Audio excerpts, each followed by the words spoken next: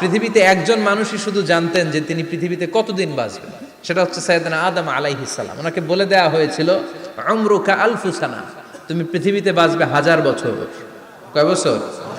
সাইয়েদনা আদমের সামনে অনেকগুলো রুহু রাখা হলো। সাইয়েদনা আদম বললেন, এরা কারা? আল্লাহ বললেন, এরা হচ্ছে নাসালুক, তোমার বংশধর, পৃথিবীতে তোমার পর এরা পৃথিবীতে আসবে। সাইয়েদনা আদম বললেন, আল্লাহ ওই যে একটা রুহু দেখা যায়, এটার নাম কি? আল্লাহ বললেন, হাদা ইবনুকা দাউদ, এটা তোমার ছেলে দাউদ, সে দুনিয়াতে নবী হয়ে আসবে, তার ছেলে সুলাইমান নবী হয়ে আসবে। সাইয়েদনা আদম বললেন, মাবুদ, আমার ছেলে দাউদের কত বছর হায়াত আপনি দিয়েছেন? আল্লাহ বললেন, 40 সানা, মাত্র 40 বছর, 4 ইয়ার্স, 40 বছর তোমার ছেলেটা বাঁচবে। ও আল্লাহ, আমি বাঁচবো কয় বছর? তুমি বাঁচবা 1000 বছর। সুবহানাল্লাহ। সাইয়েদনা আদম বললেন, মাবুদ, এত ফুটফুটে সুন্দর আমার ছেলে দাউদ, মাত্র 40 বছর দিলেন কেন? জিদ মিন উমরিহি, বাড়ায়া দেন। কি করেন? সুপারিশ করতেছে পোলার লাইগা কে? বাবা। আল্লাহ আপনি বাড়ায়া দেন। আল্লাহকে বাড়ানো যাবে না, লেখা হয়ে গেছে। রুফিআতিল আকলাম ওয়া জাফফাতিস সুহুফ, কলম তুলে নেওয়া হয়েছে আর কালি শুকায় গেছে, আর কিছু করা যাবে? সাইয়েদনা আদম বললেন, মাবুদ, আমার 1000 বছর কেন দিলেন? আমার এই সুন্দর ফুটফুটে ছেলেটারে মাত্র শুধুমাত্র 40 বছর কেন দিলেন? ও মাবুদ, আমার 1000 বছরের দরকার নাই, আমার 1000 বছর থেকে 60 বছর আমি আমার ছেলেরে দিয়ে দিলাম। দাউদ আলাইহিস সালাম বাঁচবে 40 বছর, তো বাপ আদম যদি আরো 60 দেয়, 40 আর 60 মিলে কত হয়? 100। ভালো হিসাব বোঝে, 100। আর আদম আলাইহিস সালাম পেয়েছিলেন 1000 বছর, 60 কমে গেলে রইল কত? 940 বছর পৃথিবীতে থাকার পরে মালাকুল মাউত চলে এসেছে। কারণ এটা on time, the death will come on time, it never late, কখনো দেরি হয় না।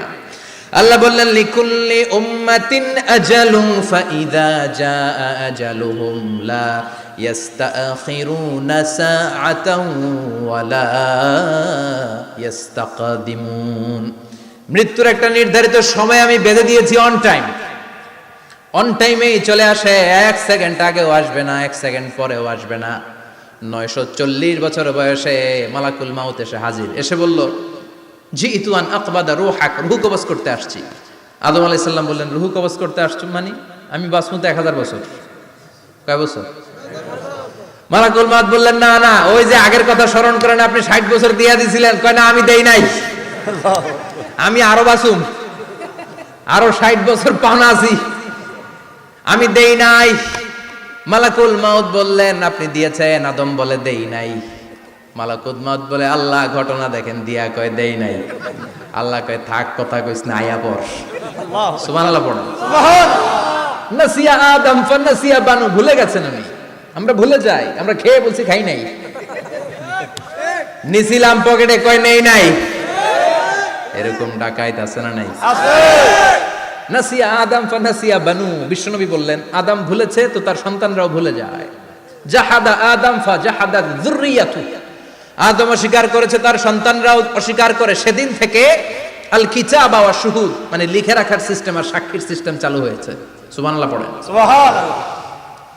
940 বছর বয়সে মালাকুল মাউত এসে আদম আলাইহিস সালামের রূহ নিতে পারে নাই। উনি 1000 বছর যখন হয়েছে তখন এসে সাইয়েদনা আদম আলাইহিস সালামের রূহ কবজ করেছে। যেই দিন পৃথিবীর প্রথম মানব, প্রথম নবীর রূহ মালাকুল মাউত দুনিয়া এসে কবজ করেছে, ওই দিনটাও ছিল জুমাবার। সুবহানাল্লাহ, আল্লাহু আকবার।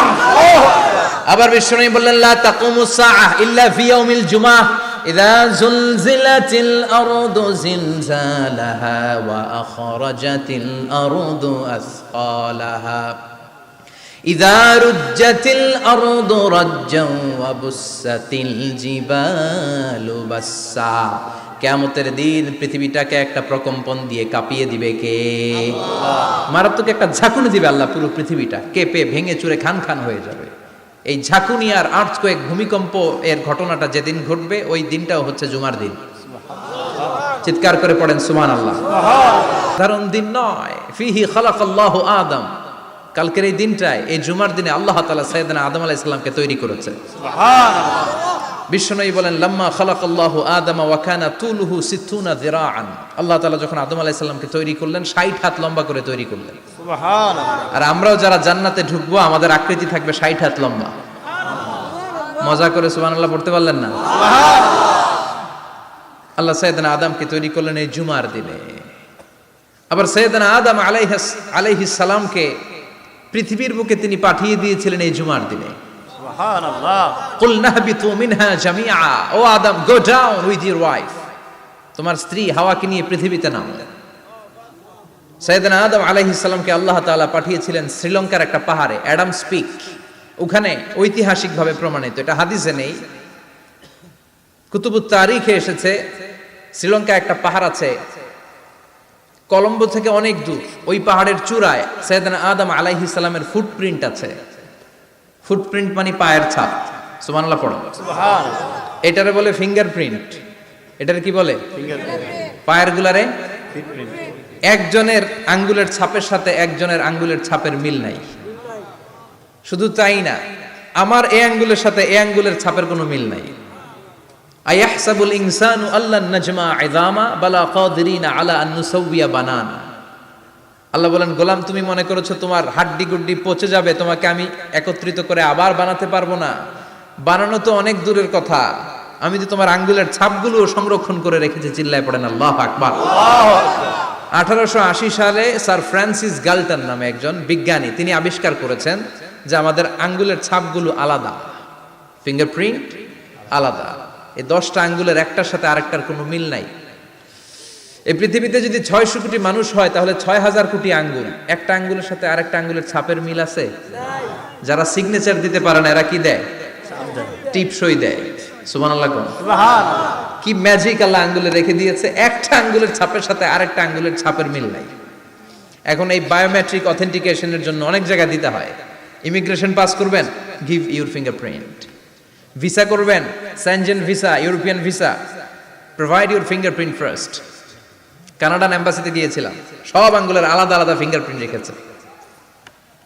এখন এটা অথেন্টিকেশনের জন্য সিকিউরিটি পারপাস খুব গুরুত্বপূর্ণ। কিন্তু 1500 বছর আগে, 1880 মানে কি 200 বছর তো না, 200 বছর আগে বিজ্ঞানীরা আবিষ্কার করলো। 1500 বছর আগে সূরাতুল কিয়ামার ভিতরে ফিঙ্গারপ্রিন্টের কথা বলেছে কে? আল্লাহ।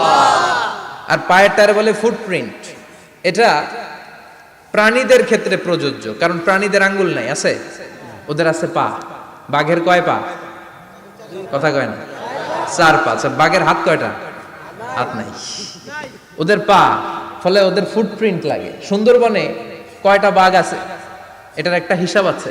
কি করে বলে, কেমন করে হিসাব করে? বাঘের কাছে যে গুনে, চেহারা তো একরকম, একটারে 3 বার গুনবে। কথা কন, কিভাবে গনে তাহলে? বাঘশুমারি হয় কিভাবে? ফুটপ্রিন্ট, পায়ের ছাপ। একটা বাঘের পায়ের ছাপের সাথে আরেকটা বাঘের পায়ের ছাপের কোনো মিল নাই। আবার কাবা ঘরের পাশে একটা ছোট্ট জায়গা আছে, এই জায়গার মধ্যে রব্বুল আলামিন সব নবীদের পিতা সাইয়েদনা ইব্রাহিম আলাইহিস সালামের ফুটপ্রিন্ট রেখে দিয়েছেন।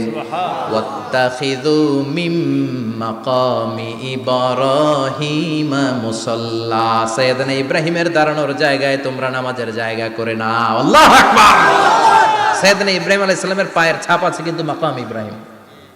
আর সাইয়েদনা আদম আলাইহিস সালামের পায়ের ছাপ আছে অ্যাডামস পিকে, শ্রীলঙ্কার ওই পাহাড়ে। তো যেদিন আদম আলাইহিস সালামকে আল্লাহ ওখানে পাঠিয়ে দিয়েছিলেন, ওই দিনটা ছিল জুমার দিন। সুবহানাল্লাহ নাই? সুবহানাল্লাহ। সুবহানাল্লাহ বাড়িতে যায় বলেন, সুবহানাল্লাহ। চিল্লায় পড়েন আল্লাহু আকবার। এরপরে সাইয়েদনা আদমকে পাঠানো হলো শ্রীলঙ্কায়, সাইয়্যিদাতুনা হাওয়া আলাইহিস সালামকে পাঠিয়ে দেয়া হলো সৌদি আরবের জেদ্দা শহরে। আরবিতে জেদ্দা বা জাদ্দা মানে দাদি। জেদ্দাতুন বা জাদ্দাতুন মানে কি? দাদি। হাওয়া আলাইহিস সালাম আমাদের সবার দাদি, ঠিক কিনা? ওনার নামে এই শহরের নাম। বছরের পর বছর সাইয়েদনা আদম আলাইহিস সালাম এবং হাওয়া আলাইহিস সালাম আল্লাহর কাছে ক্ষমা চাইলেন, আল্লাহ ভুল করে নিষিদ্ধ গাছের ফল খেয়েছি, তুমি মাফ করে দাও। আল্লাহ বললেন, আদম কয়েকটা কালিমা শিখিয়ে দেব, এই কালিমাগুলো পড়ে আমার কাছে দোয়া করো, আমি কবুল করে নিব। আল্লাহু আকবার। আল্লাহু আকবার।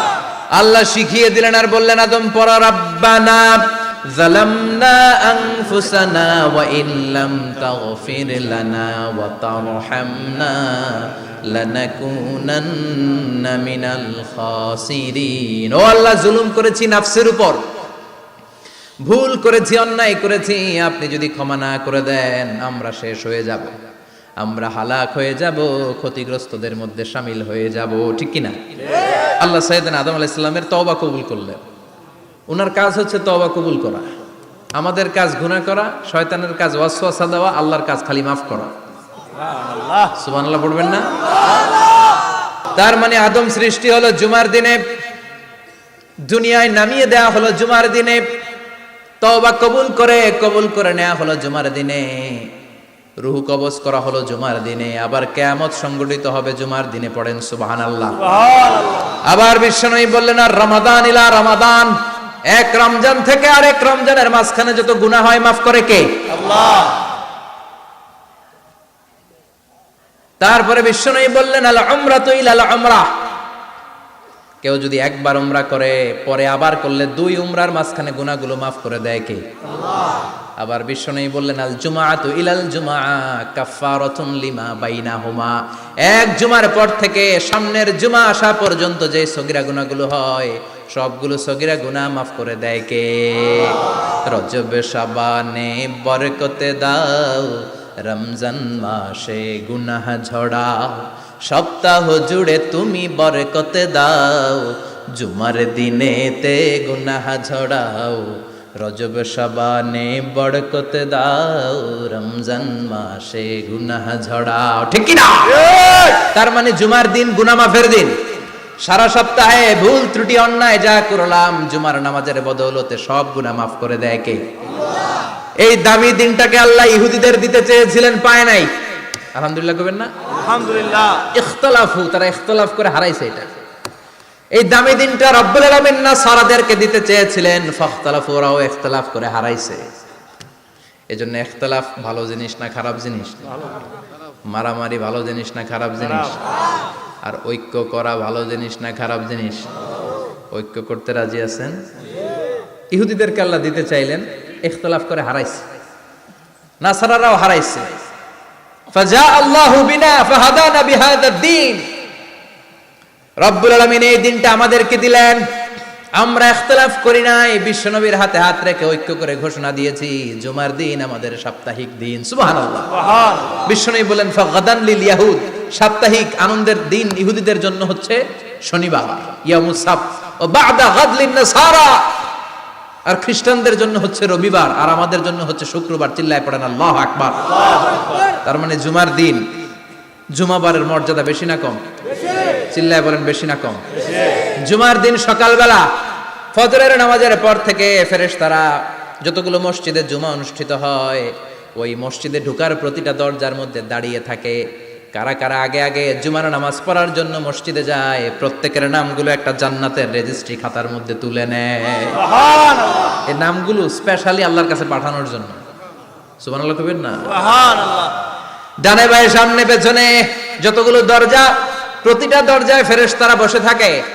কে আগে আসলো নাম তুলে দেয়।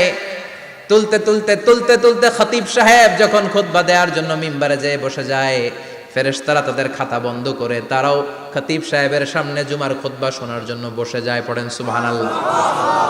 প্রথম জুমার দিন জুমার মসজিদে যে ঢুকবে, বিশ্বনবী বললেন, আল্লাহর রাস্তায় একটা উট কুরবানি দিলে যেই সওয়াব, এই সওয়াব আল্লাহ আমলনামায় দিয়ে দেয়। সুবহানাল্লাহ। দ্বিতীয় পর্যায়ে যে ঢুকে, বিশ্বনবী বললেন বাকারা, গরু কুরবানির সওয়াব পায়। তিন নম্বরে যে ঢুকবে, বিশ্বনবী বললেন কাবসা, হাদিসের ভাষায় এসেছে আল কাবাস, কাবাস মানে হলো বকরি, বকরি কুরবানির সওয়াব। চার নম্বরে যে ঢুকবে তার হচ্ছে দাজাজা, দাজাজা মানে মুরগি। পাঁচ নম্বরে যে ঢুকবে, বিশ্বনবী বললেন বাইদা, নোয়াখালীরা কয় বয়দা, আমরা কই আন্ডা, কুমিল্লায় কই ডিম। আছে না নাই? আছে।